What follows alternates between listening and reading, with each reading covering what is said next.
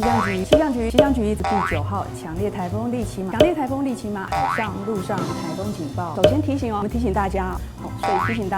如果没有必要，还是尽量避免前往海边活动。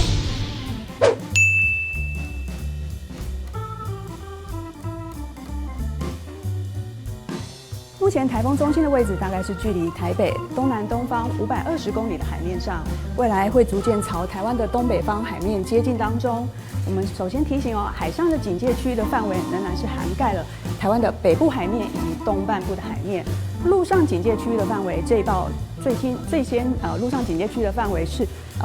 北基以及宜兰跟花莲地区。风浪的观测显示，在北部的近岸跟东半部的近岸仍然大概有到3米左右的浪高。至于阵风的部分，在台中的梧栖有观测到9级的强阵风，另外像中部以北、东半部沿海一些空旷的地方，也有观测到6到8级左右的强阵风哦。我们从定量降雨的趋势来看一下，今天晚上到明天白天，几乎也就是台风影响最显著的这24小时之内降雨的趋势。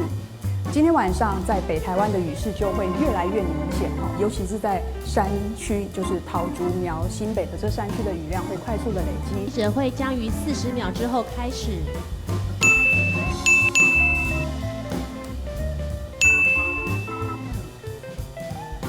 北部地区还有东北部地区最大的阵风可能出现9到10级的强阵风，甚至有局部地区会有11级的强阵风。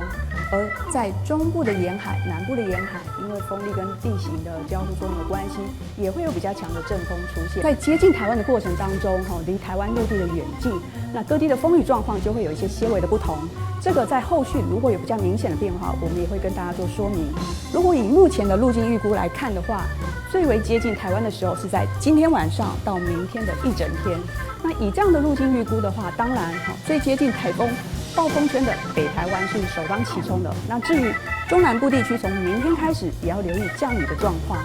至于今天比较详细的天气状况，我们从定量降雨预报图来为大家做说明，就已经非常接近台湾东北端这边的陆地，所以如果移动的方向跟速度没有太明显再慢下来或是特别的变化，大概就是在午夜到明天的凌晨会逐渐进入陆地。那刚才讲到影响相对最近的时间是今天午夜之后到明天白天一整天。好，那整个暴风圈要脱离台湾本岛的陆地，可能要到10号的清晨以后。